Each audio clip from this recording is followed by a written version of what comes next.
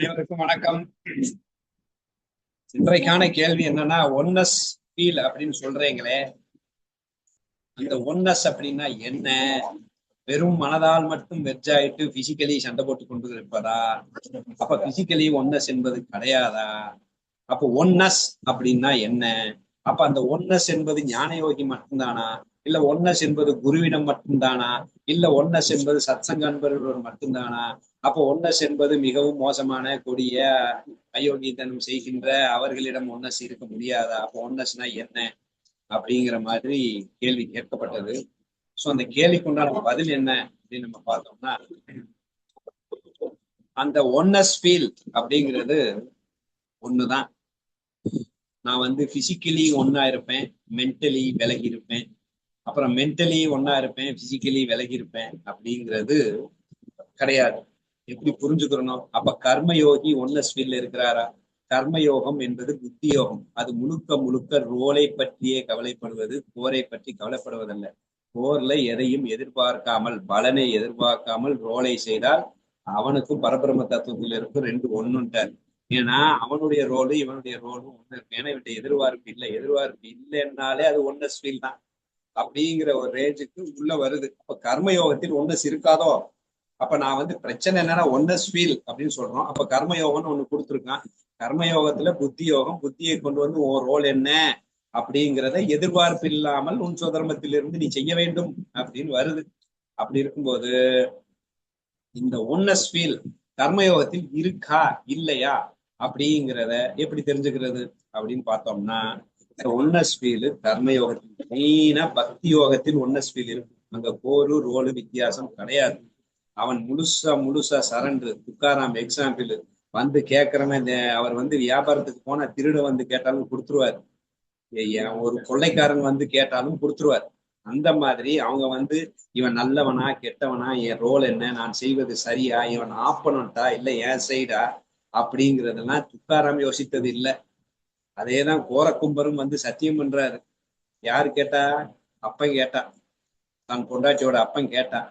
ஒரு முட்டாள்தனமான அப்பன் அறியாமையில் தெரியாமல் அவன் ஏதோ ஒரு உணர்வுல கேட்கறான். அந்த உணர்வை கூட அவர் மேட்ச் பண்ணல, வெறும் அந்த பிசிக்கலை மேட்ச் பண்ணிக்கிட்டாரு. உணர்வு என் பெண்ணோடு நீ சந்தோஷமாக இருக்க வேண்டும் அப்படிங்கிற ரேஞ்சில தான் அந்த உணர்வு.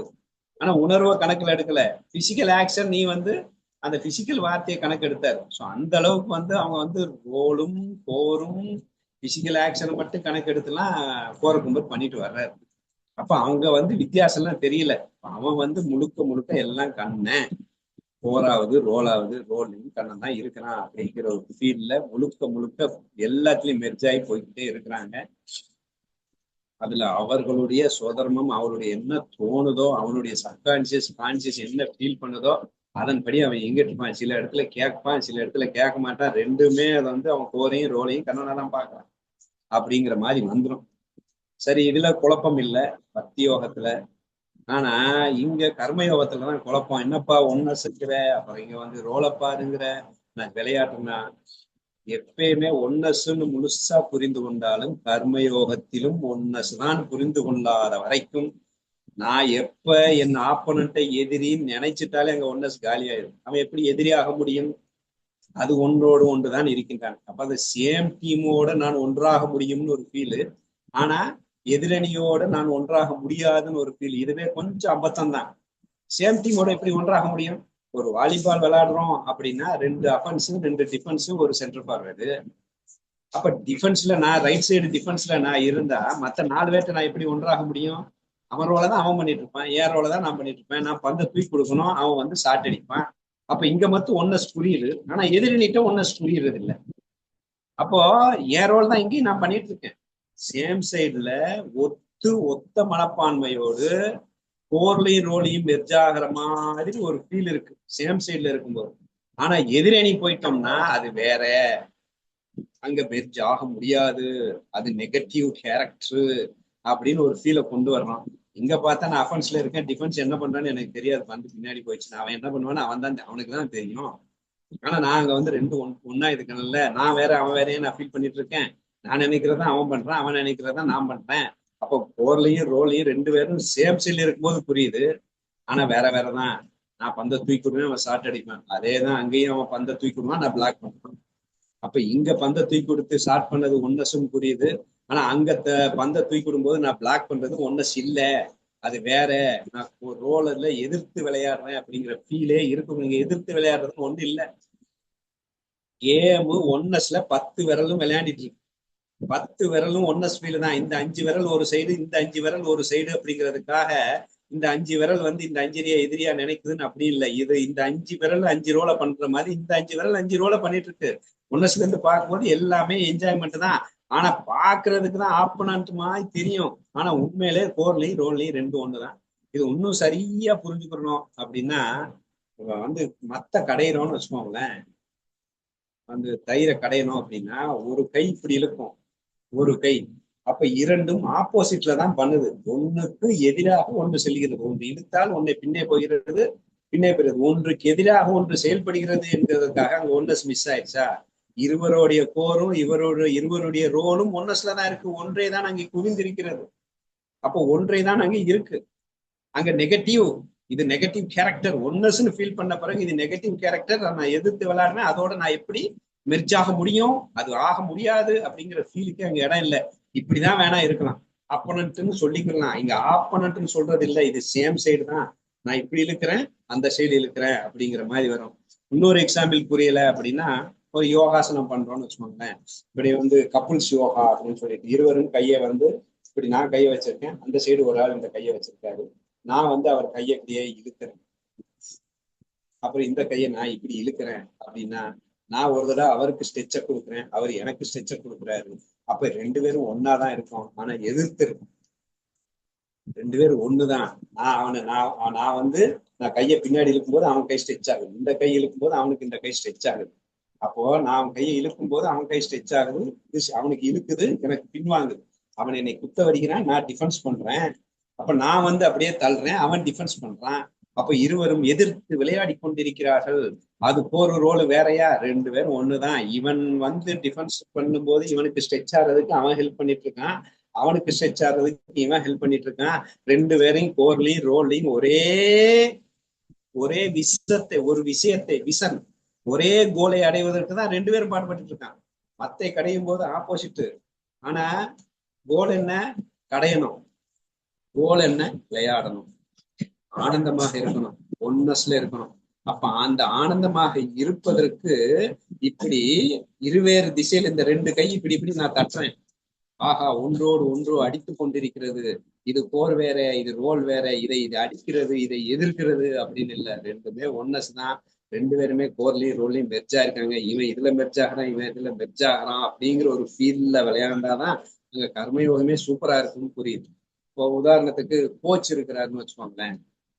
கோச் என்ன பண்றாரு? இப்ப ஆப்பனன்ட்னு சொன்ன உடனே நம்ம இங்க பிரச்சனை வந்துடும். கோச் இப்ப கிரிக்கெட் விளையாடுறான் அப்படின்னா கோச் இருக்கிறார். கோச் என்ன பண்றாருன்னா வரிசை 5 பேரை நிப்பாட்டிக்கிட்டு பந்தை தூக்கி போடுறாரு. பந்தை தூக்கி போட்டு அவன் சரியா கேட்ச் பிடிக்கிறானா அப்படின்ட்டு அவனுக்கு எதிர்த்தா தூக்கி போட்டு இருக்காரு. இப்ப அவனுக்கு ஹெல்ப் பண்றாரா இல்ல அவன்கிட்ட எதிர்த்து விளையாடுறாரா அப்படின்னு கேட்டாங்கன்னா அர்த்தம் அவனுக்கு ஹெல்ப் பண்ணிட்டு இருக்காரு. அவனும் இவனும் ஒண்ணு, அவன் நல்லா வரணும், நாங்க ரெண்டு பேரும் மெர்ஜ் ஆயிட்டு இருக்கோம். நாங்க வந்து இப்போ வந்து உதாரணத்துக்கு நான் டம்பிள்ஸ் தூக்குறேன். டம்பிள்ஸ் வந்து கையில தூக்கும் போது டம்பிள்ஸ் என்ன எதிர்க்கிறது? நான் டம்பிள்ஸை எதிர்க்கிறேன், கை பலமாகிறது. டம்பிள்ஸோடு நான் மெர்ஜ் ஆயிருக்கிறேனா இல்லையா? ஆனா அது எதிர்க்கிறது, வலிக்குது எனக்கு, ஆனா மெர்ஜ் ஆயிட்டு இருக்கேன். அதான் ஒன்னஸ். இதுல அது வேற, நான் எதிர்க்கிறேன், அது வேற ரோல் பண்ணுது, நான் வேற ரோல் பண்ணுது. எங்க ரெண்டு பேருக்கு வேற வேறன்னு ரோல்லே ஒண்ணுதான். அதோட ரோல் அது பண்ணுது, என்னோட ரோல் நான் பண்ணிட்டு இருக்கேன். ரெண்டு ரோலுமே ஒரே விஷன், ஒரே கோலை நோக்கி தான் போயிட்டு இருக்கு. அந்த மாதிரிதான் நான் ஆப்பனண்ட்டை விளையாடினேன். அவன் கொள்ளையடிக்கிறான். ஆனா பக்தி யோகத்துல பார்த்தா திருட வர்றான் காதுல, இந்த சைடு திருப்பிக்கிட்டு நீ எடுத்துட்டு போமான்னு திருட விட்டுடுறாரு.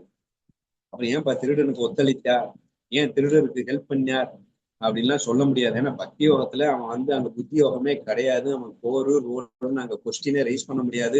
அனைத்தும் கண்ணன் அப்படிங்கிற ஒரு ஃபீல்ட்ல அவன் வந்து ராதை வந்து செடியை பார்த்து முத்தமிட்டாள் அப்படின்னா, ஓ இது செடி அல்லவா அப்படின்னு பார்க்கல, போரையும் ரோலையும் சேர்த்து பாக்குறான். செடியும் கண்ணனும் வேற வேற இல்லை. செடியும்போது ரோலு, போருங்கிறது கண்ணன் அப்படின்னு ராதைக்கு பிரிச்சு பார்க்க தெரியல. அனைத்தையும் ஒன்றாக தான் பார்க்க தெரிந்தது.